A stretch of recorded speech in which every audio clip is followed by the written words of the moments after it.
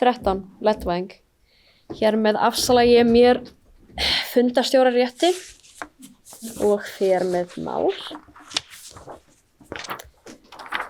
Já. Og veiti Höglu Björk. Til málstækur Felix Stefansson.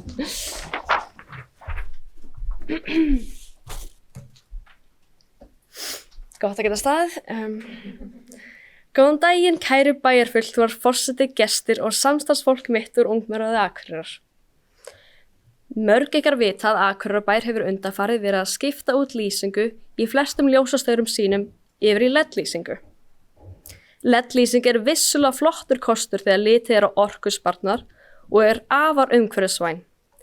Þegar verið að skipta yfir í LED-lýsingu þarf að hafa ljósmengun á bak við eyrað. Hvítt ljós náttúruleg lýsing og mikið skjólleysi frá henni getur valdið svefnerfiðleikum og truflað líkamslukkuna. Einnig á þetta hvíta LED-ljós það til að innihalda blæ af rauðum, grænum og bláum sem búa til hann skæra hvíta lit. En það sem ég hef mestar áhyggjur nefnilega blá útgeislun. Fyrir nokkrum dögum sendi ég fyrirspurn á þjónustugátt Akureyrarbæjar varðandi bláu útgeisluna en hef engin svör fengið. Því legg ég til þessa spurningu fyrir ykkur. Hafa nýju LED-ljósin bláa útgeislun og ef svo hve mikla?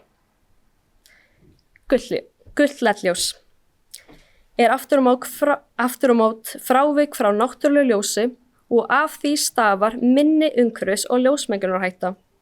Ég alls ekki að fullyrða að gulara ljós valdi engri ljósmengun en ég bendi til kosti þess því gul lýsing hefur ekki eins mikil áhrif á heilsu fólks. Fólk skynjar það sem ljós en ekki náttúrulega birtu. Þá gula lýsingin einnig ólíklegri til að trufla dægursveiflur, mannsins, náttúruna og fuglalíf. Persónulega ég mjög forvitin mögulega lausnir á þessu vandamáli sem starfar frá ljósmengun. Hvort bærinn hafi tök á því að breyta hvítu lýsingunni yfir í birtu með gulum blæ eða hvort sá möguleiki hafi verið skoðaður áður en hafist var handa við framkvæmdina. Þá út frá mögulegum áhrifum hvíta ljóssins á fyrrnefnda þætti. Takk fyrir mig. Það Felix Stefansson láki máli sinn og tekur eftir við stjórn fundarins.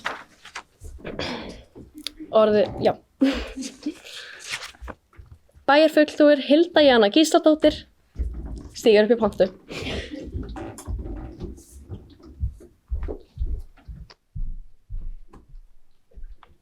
Forseti, ágætu ungmennaráðsfulltrúar og bæjarfulltrúar.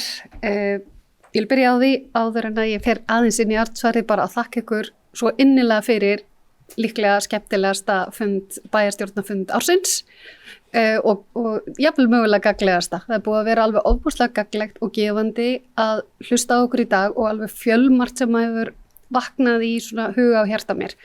Og ég vil þakka ykkur sérstaklega fyrir því sem hafi deilt með okkur ykkar upplifun og reynslu að því mér finnst það skipta allavega mig einna mestu máli. Hvort sem það veruleika hríseyinga, það að verða fyrir bíl, það að þurfa á sálfræðiþjónustu að halda eða veruleika þess sem tengist kynfræðslu eða hinseginleikanum. Þetta snerti mig mjög mikið þegar að við fáum beint í æð ykkar upplifunir, ykkar tilfinningar og ykkar veruleika sem að við því miður getum gleymt þegar við erum orðin svona sjúklega gömul. En að þessu sögðu þá vil ég þakka Felix kærlega fyrir bæði fundarstjórnina en líka þessa umræðu LED-lýsinguna og reyndar sem tengist að einhverju leyti umræðu hérna áðan lýsingu í tengslum við bara öryggismál og gangbrautir. Þegar ég sá að mér hefði verið góðfúslega úthlutað þessu verkefni þá fór ég að reyna að leita að upplýsingum. Ég hugsaði, almáttugur, menn ég ekki glóru, bara ekki hugmynd. Það sem ég veit og hef náð að afla mér núna, en í framhaldinu mun síðan óska eftir frekari upplýsingum, ekki síst varandi spurningarna sem þú lagði fram áðan, Felix, að það er rétt að eins og inn í aðgerðaáætlun umhverfis- og loftslagsmála, það er sérstaklega verið að horfa til þess að skipta yfir í LED-væðingun og fara úr kvikasilfrinu með það markmið að draga úr orkunotkun og það sem umhverfis markmið. Ég sá líka að hér árið 2016 og 2017 var verið að tala ljósvistarskipulag sem að ég vissi ekki einu sinni að væri hlutur. Ég skal bara viðurkenna það. Og ég fór eitthvað að skoða þetta og það var ákveðið sem sagt að þetta ljósvistarskipulag myndi fara inn í aðalskipulag Akureyrarbæjar. Inn í aðalskipulagi Akureyrarbæjar sem er í gildi núna frá 2018 til 2030 segir einfallega að ljósvistarskipulag Akureyrarbæjar sé í vinnslu.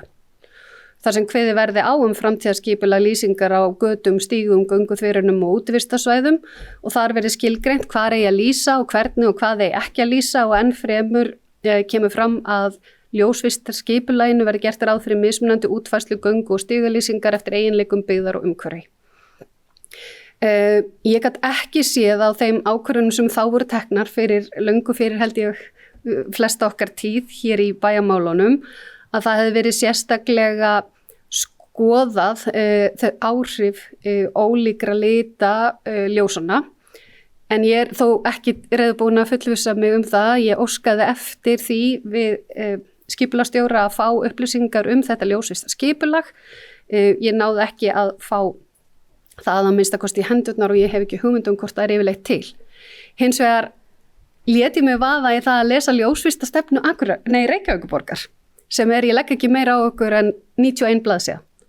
Ég hvet ykkur til að kíkja á það. Miklu forvitnilegra heldur en að ég hefði nokkuð tíma ímyndað mér að ljósvistarstefna gæti verið vegna þess að þarna opnuðust fullt af nýjum eiginlega bara víddum í heilanum ljós, áhrif ljós, ekki bara þar að segja hvernig á ljós að vera á umferðargötum, á gangstígum, hvernig á það að vera eins og rætt höfum meðal annars í umhverfis- og mannvirkjaráði þar sem við erum að horfa á í rauninni svona skrautlýsingu, hvað með áhrif á dýr, hvað með virði skugga, hvað með bláljós, hvað með gulljós og svo framvegis. Og þetta var alveg hafsjór af einhverju sem ég hef bara aldrei velt almennilega fyrir mér, ég ætla bara að viðurkenna það.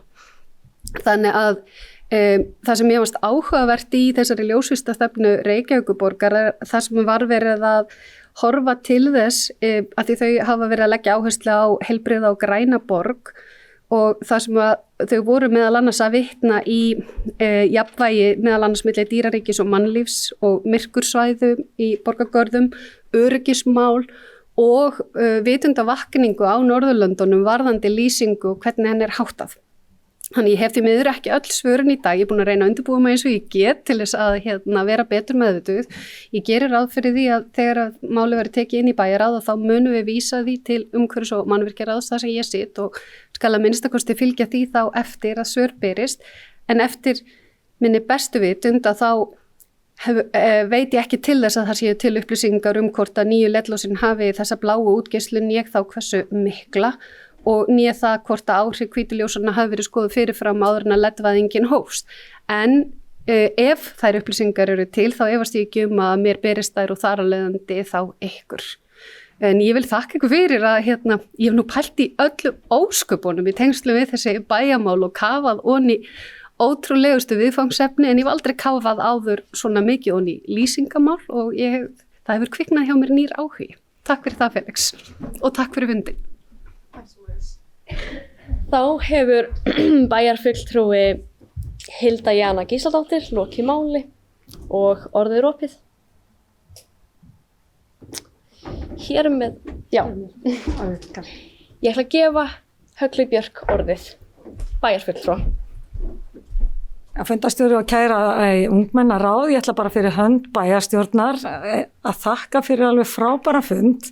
Einmitt þann skemmtilegast að hinga til sem við hefum setið sennilega á árinu og verður kannski þessi seint toppaður. Ég ætla að þakka fyrir alveg frábær erindi, meira þetta fundarstjórn og einmitt ég tek undir með bæjarfulltrúa Hildu, það var alveg mjög gefandi að fá að hlusta á ykkar upplifanir. Það er eitthvað sem við tökum með okkur. Við öllum þessum erindum verður vísað inn í bæjarráð sem vísar þeim svo til viðkomandi nefnda og til afgreiðslu og svo vinnum við með þetta í fjárhagsáætlunum.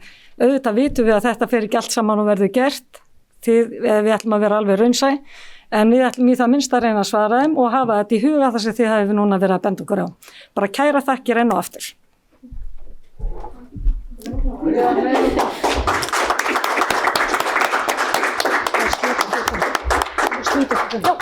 Fundið slitið.